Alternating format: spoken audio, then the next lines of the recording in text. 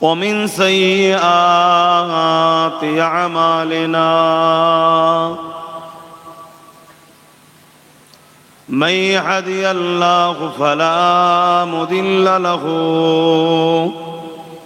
ومن يضلل فلا هادي له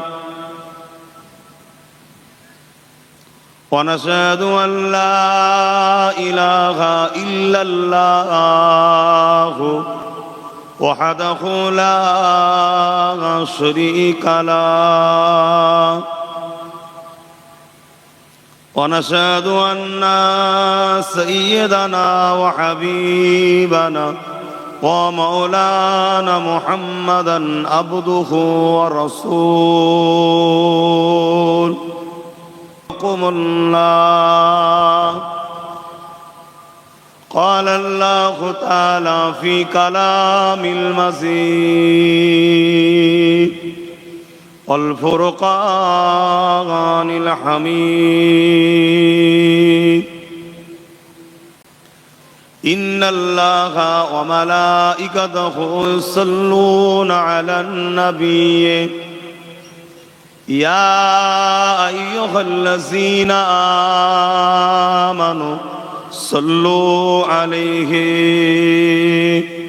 وسلموا تسليما اللهم صل على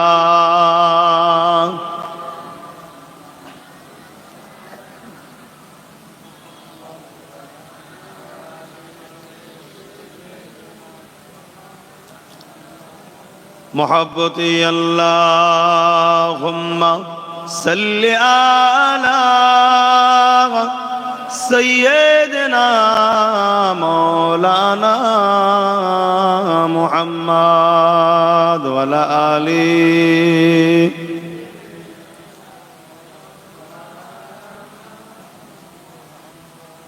شداغ محشر में लब्बाई लब्बाई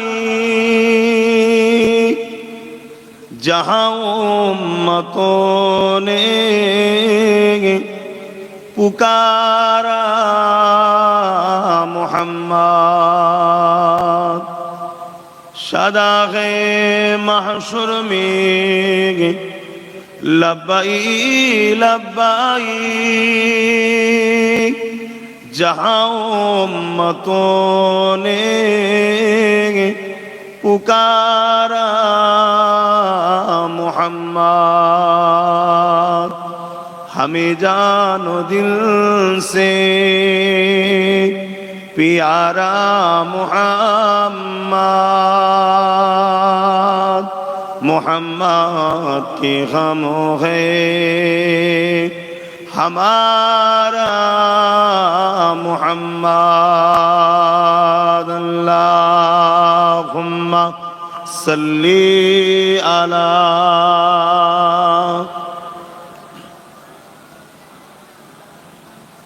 वला आली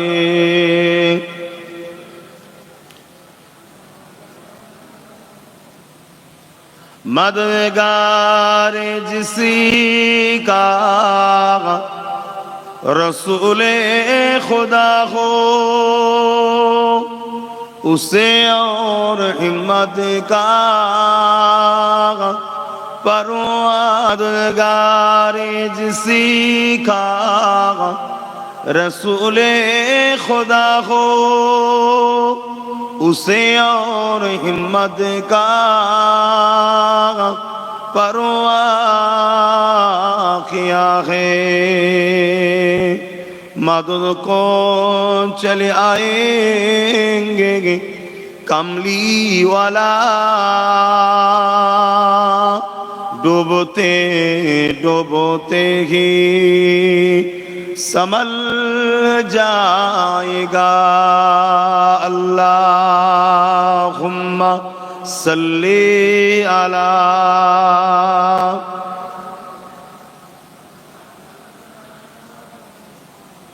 वला आली सय्यदना कलमे ला इलाहा इल्लल्लाह, ला इलाहा मोहब्बत ला इलाहा इल्लल्लाह, ला इलाहा ला इलाहा इल्लल्लाह मुहम्मदुर रसूलुल्लाह, ला इलाहा इल्लल्लाह, ला इलाहा इल्लल्लाह।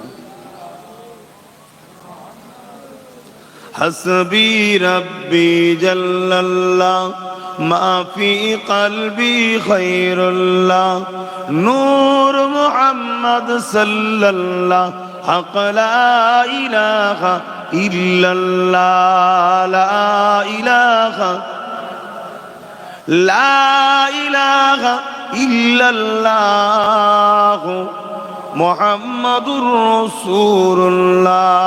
तौहीद का डंका आलम में बजवा दिया कमली वाले ने, तौहीद का डंका आलम में बजवा दिया कमली वाले ने, पी पी के पियाले कौसर के लौटेंगे मजाजी भर भर के। इन्ना आतैना कल कौसर फरमा दिया कमली वाले ने, दीन मिला ईमान मिला पढ़ने के लिए कुरान। हजरतुल आखिरात, दुनिया হচ্ছে আখিরাতের खेती बागान। ए জায়গায় আপনি যেমন কর্ম করবেন তার ফল আখিরাতে পাবেন। ওই হিসাবের দিন আল্লাহ একটা রেখেছে, সুম্মা নুফিকা উখরা ফাইযা হুম কিয়ামুন ইয়ানজিরুন। সূরা জুমার 68 নম্বর আয়াতে আল্লাহ বলছেন একটা দিন আছে যেদিন মানুষকে উঠানো হবে। যেমন গোল দিলে আলু ওঠে, ওইভাবে জমিন ফেটে মানুষগুলো উঠতে থাকবে। যে দিনটা হবে বিচারের দিন। বাপ আদম থেকে শুরু করে পৃথিবীর শেষ মানুষ প্রত্যেককে সেই ময়দানে মাহশরে হাজিরি হতে হবে। সবাইকে আল্লাহ উঠাবে। আর ওই ময়দানে মাহশর কতদিন হবে? কানা মিকদারু 50 আলফা সানাতিন, 50,000 বছরের একটা লম্বা দিন হবে। দুনিয়ায় 50,000 বছর যতদিন হয়, একটা দিন এত লম্বা সময় ধরে আল্লাহ তৈরি করবে। আল্লাহ পারে না? পারে না? এটা আওয়াজ দিয়ে বলুন, পারে। তিনি হলেন সাইয়্যিদুল কাদির, সর্বশক্তিমান। এই দিনটাই শুধুমাত্র আল্লাহর আরশ ছাড়া কোনো ছায়া থাকবে না। সেদিন আল্লাহ সূর্যকে মাথার এক বেগদা ইখতিলাফ, এক হাত উপরে নামিয়ে দেবে। এখন তো সূর্য কোটি কোটি মাইল দূরে আছে। আজকের যে তাপ, এর থেকে 12 গুণ তাপ বেড়ে যাবে, এবং 12 গুণ তাপ নিয়ে এত দূরে থাকবে না। মাথার এক ইখতিলাফ, এক হাত উপরে থাকবে। আল্লাহর কাছে কি আমরা আজকে আশা করি দিন ইসলামের মাহফিলের সম্মানে এত গরম হলেও বসে আছি? খোদা, এখানে দুনিয়ার কাউকে খুশি করার জন্য নয়, কোনো বিরিয়ানি কিছু পাবার আশাই নয়। আল্লাহ তোমার ও তোমার হাবিবের কথা শোনার জন্য বসেছি। আজকে আমরা এই সুযোগটা আল্লাহকে বলবো না যে আল্লাহ, আজকের এখানে যতজন আমরা কষ্ট করে বসে আছি, আমাদেরকে যেন আল্লাহ আরশের ছায়া দান করে। বলুন আল্লাহুম্মা আমিন। আরো জোরে বলুন আল্লাহুম্মা আমিন। আল্লাহ কি চাইতে নিষেধ করেছে? তাহলে চাইবেন না কেন? না জানি কোন দিনটা কখন আল্লাহর পছন্দ হয়ে যায়, আল্লাহ ভালো জানে। ওই দিন সম্বন্ধে রাসূল সাহাবা হুজুরদেরকে বলতেন, আলতানজুরু নাফসুম মা কদ্দামাত লিগাদ। কোরআন বলছে প্রতিটা নফসের উচিত পরকালে বেশি বেশি করে ভাবা। এত ভয়ানক হবে। এখানে তো বিপদে পড়লে 10 জন এসে সান্ত্বনা দেয়, দেখ রে বাবা। আর ময়দানে মাহশরে কেউ কারো হবে না, কেউ কারো হবে না।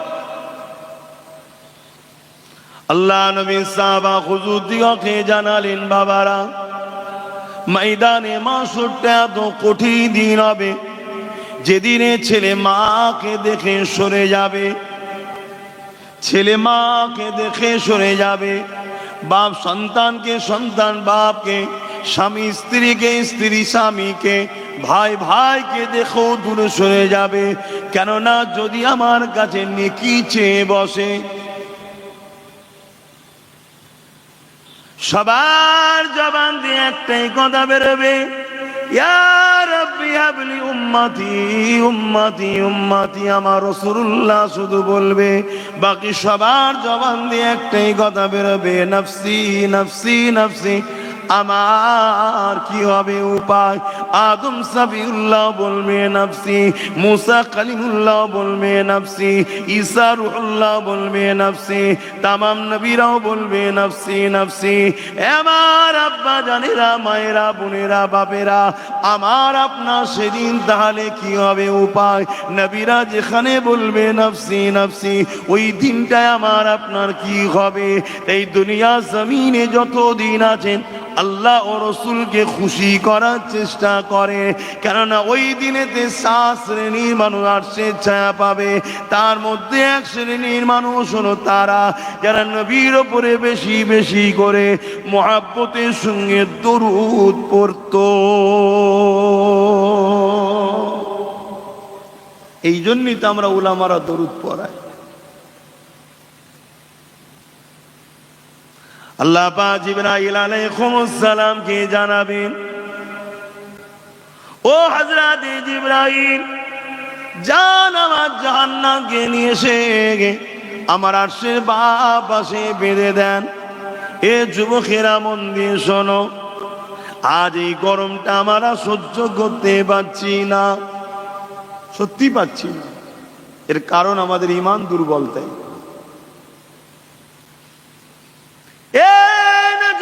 তরুণেরা, আল্লাহ পাক জিবরাইল আলাইহিস সালামকে বলবে, ও জিবরাইল যান, আমার জাহান্নামকে নিয়ে এসে আমার আরশের বাঁ পাশে বেঁধে দেন।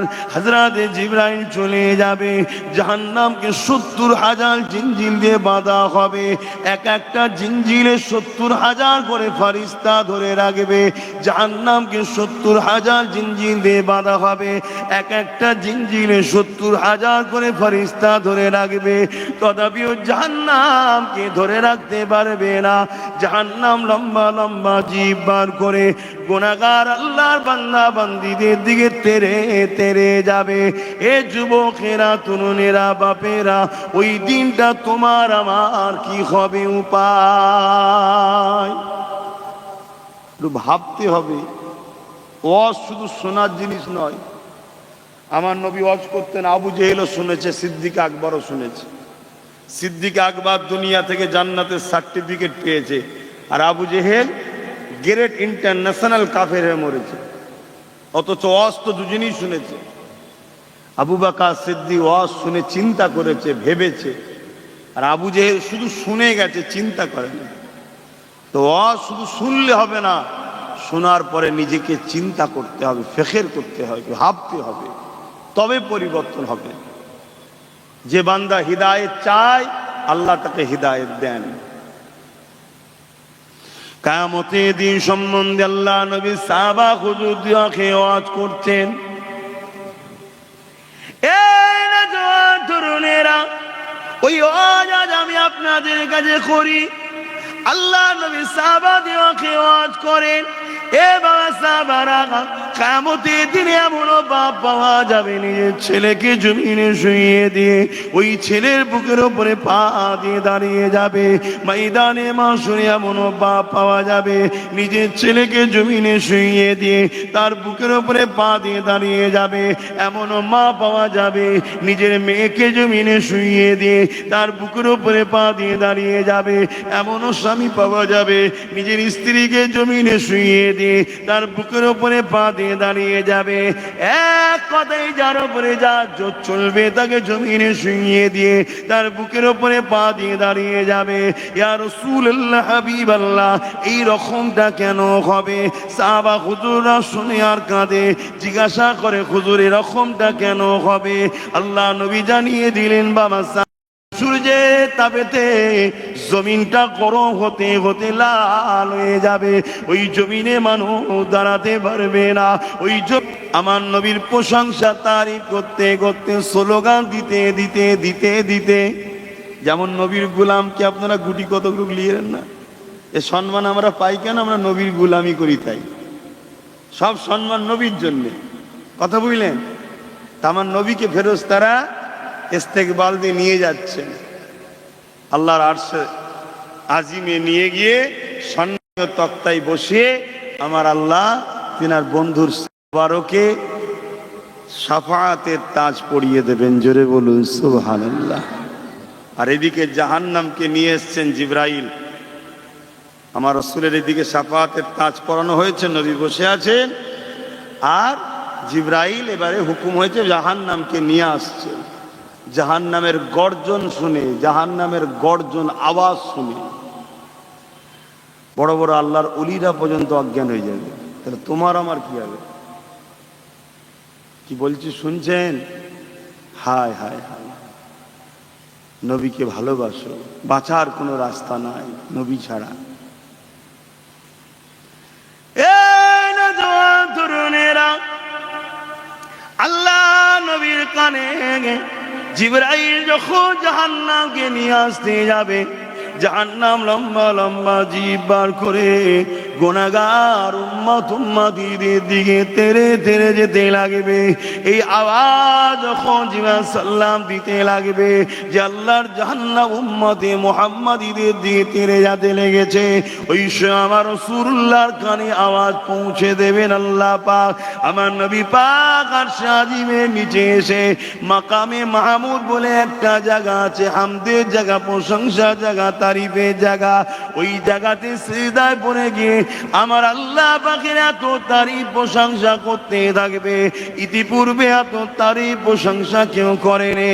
আমার আল্লাহ নবী পাকের তারিফ প্রশংসা এত খুশি হয়ে যাবে, আমার আল্লাহ পাক বলতে লাগবে, হাবিব কি চান বলেন আজকের দিনে?